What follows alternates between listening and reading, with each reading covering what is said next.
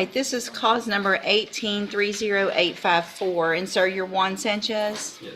And so we're here today on a motion to compel, and before we get into a whole lot, I've done a lot of my own research and looking at all of this, and a couple of things. One, I don't believe the subpoena duces tecum was the proper way to try to get the information. Duces tecum is an order to get somebody to bring something to a set hearing. So but we didn't have a set hearing, and they weren't ordered to give it to at a set time for a hearing. So under the rules that have to do with subpoena duces tecum, I don't know that that was the proper way. I do think you're entitled to some of that information as a defense attorney. If we're going to base decisions on, if I'm going to base decisions on things that probation have in their file and that they're just going to tell us, I do believe that you are entitled to some of that information. I think the proper way to do it would be to make that request through the district attorney's office for discovery. And then for you, Mr. Nichols, to make those requests. And then I would approve you guys giving whatever records are requested within reason. If you have, I don't know what would necessarily be any type of work product that would not be discoverable, but if you think that there's something that is particularly not discoverable, let Mr. Nichols know that, Mr. Nichols let me know that, then we could worry about maybe a motion to compel and whether or not I think those things are or are not. But lab results, of testing, money owed, all of those types of things, I think are probably discoverable and something that Mr. Franklin needs. I just don't think this was the... I agree, Judge. Any of the things that pertain to, well, I do think it's discoverable. In this case, it's all allegations on the motion are based on arrest out of county. And so his attendance record and all that, I don't know why we're subpoenaing the entire probation file when it's not even part of the allegations for the motion. May I respond, Your Honor? Well, let him finish, yes. He did subpoena Wharton County records, so a representative from probation down there came in today for this hearing. I have no problem with getting him all that stuff. A lot of it's not in my possession. The out-of-county offense reports and things like that, I don't have yet. I would have them if we move towards a hearing where I prove up those allegations, and they, of course, will be provided beforehand. And again, I don't think he's not entitled to have all that stuff. So Sure. I kind of agree with So, the owner of the subpoena directly to those agencies was the proper way to do this. And Mr. Franklin did make just a standard discovery request at the onset of his involvement, which was early May. I don't have anything really responsive to that at this point. Okay. So obviously, if it's based on a new offense out of another county, that's something you'll need to work towards getting and get that to Mr. Franklin. And so that needs to take place as quickly as possible.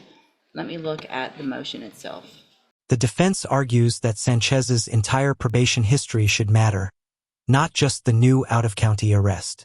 Smart move, because if he's been clean for almost 6 years, that paints a different picture. But should a single bad decision erase years of good behavior? What do you think? Fair or too harsh? Because I don't know, I guess, Mr. Franklin, if there's not an allegation in the motion to revoke with regard to certain administrative violations, and there isn't an allegation, then why would you, what is your argument that that would be relevant or discoverable?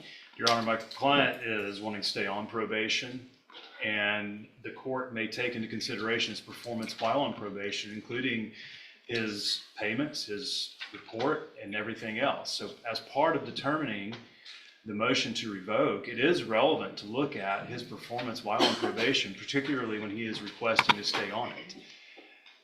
And he's been on probation nearly 6 years, I think over 5.5 years, nearly 6 years. And that performance will be helpful in determining or mitigating whether he stays on probation or if the court decides that he goes off of probation, and perhaps mitigating any potential sentence. Okay, And I don't disagree. So, again, though, I think the way to do it would be to make that request. I mean, and I don't know what conversations y'all have had, but make the request. I think coming at it aggressively might not be the way to do it. Sometimes you get more with honey than otherwise. So make the request to Mr. Nichols. If he says no, then let's go through what we need to go through. But let's try to do this amenably.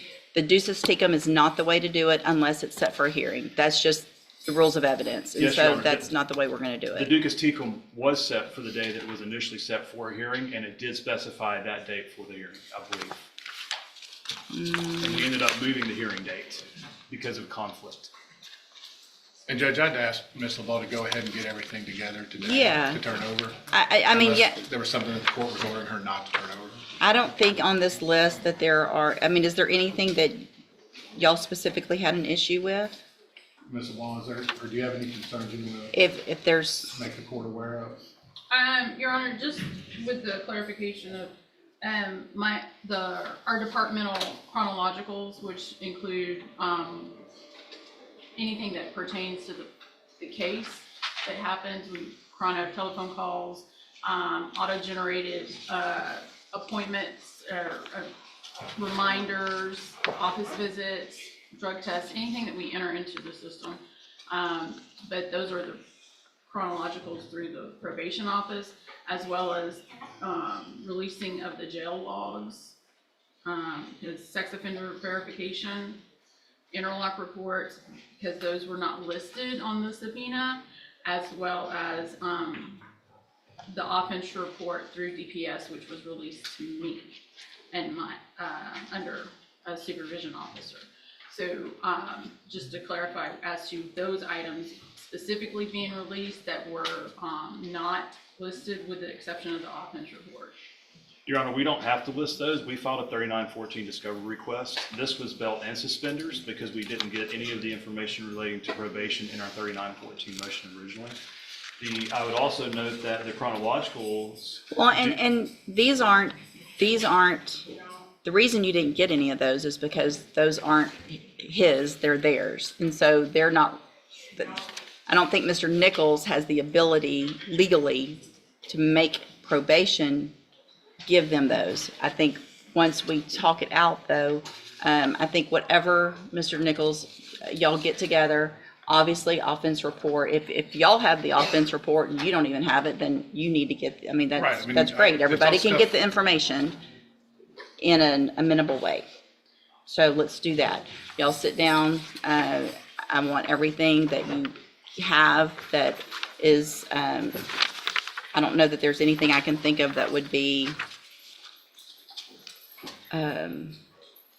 Unless, I mean, I guess Not- notes may be work product, but I'm not real, that's what I'm thinking about, but it's Not not too really concerned. attorney's notes, and so I don't know that that would I be an would object to issue. that, Your Honor, on the grounds that it's not attorney work product. It is merely work product of an employee, and it is discoverable and relevant to the case. And that's what I just said.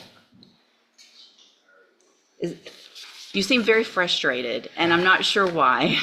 I mean, I don't know, I'm confused why there's pushback at all on any request for a 3914 discovery when he's constitutionally allowed to access those files. It should just be produced by probation without a fight. And we got a letter anticipatorily repudiating any production of discovery, and we had to file a motion to compel to that effect. Well, And that is alarming to me that we would have to even compel anything under 3914.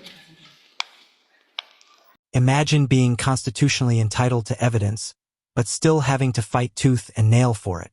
The lawyer's frustration is boiling over, and the judge even calls him out for being too argumentative. Question is, does passion help the case, or does it risk backfiring in front of the judge? this is not something that a lot of attorneys have done in our cases. And so if there is something, if you'll sit around and watch today how everybody gets along, hold on. Yes, And the Your- last thing you want to do is talk over me. Yes, Your Honor. So I'm standing here, or sitting here saying that I agree with you, and you're still being argumentative, even towards me. And that's not going to get you anywhere. Hold on. Being argumentative with Mr. Nichols isn't going to help Mr. Sanchez. Being argumentative with these ladies isn't going to get you anywhere. I agree that you're entitled to this information. I just think there's a better, less argumentative, defensive way to do it.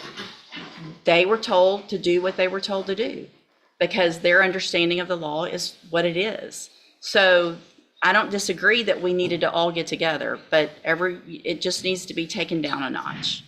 So I want the stuff turned over to Mr. Nichols, and then Mr. Nichols will turn it over as discovery. I'm not going to have probation start turning it over to individual attorneys in cases, because I think the proper way to make sure it's in the portal, that everybody knows what the discovery is that they've received, so that it's electronic when you sign your any type of documentation, whether it's at a hearing or a plea or a trial, of what you've discovered, that it goes through that portal so everybody knows what everybody's got. So y'all get it to Mr. Nichols. Mr. Nichols will put it in the portal, and then you will get it. Once you get that, if there's something that you think is not there, then contact us. We'll have a hearing if necessary. Contact Mr. Nichols. Hey, what about this? If it exists and he says no, then let's have a hearing about it. Okay? So y'all get that done, and then we'll reset the case for just an announcement in what, a couple weeks or so? Fine with that? Yeah, that should be fine, Judge. We'll be able to get everything scanned in and provided through the portal. Perfect, thank you. All right, y'all are all excused. The judge lays down the law. All evidence must go through the DA's portal system. No shortcuts. It's about order, accountability, and making sure everyone gets the same information. This case shows how much of court battles isn't about guilt or innocence, but procedure. Sometimes winning is about knowing the rules better than the other side. I'm sorry? No, ma'am. If you'll just get what you need to Mr. Nichols, unless you are personally subpoenaed to be here for a hearing. Now, and on that date, we won't have a hearing on that date. So if we come in and there's pleas of not true, and we're going to have a hearing, we can come in on that date, enter pleas of not true or true to certain allegations. Then we would reset it for a court date. And at that point, if you need to be here, let her know. If you need a subpoena, then you can get a subpoena. If you just need us to let you know you need to be here, then we can do it informally. You just let us know, or let Mr. Franklin or Mr. Nichols know what your employer will require for you to be here for an actual hearing. Okay? Good? Yes, Your Honor. All right. Thank you, y'all. Thank you.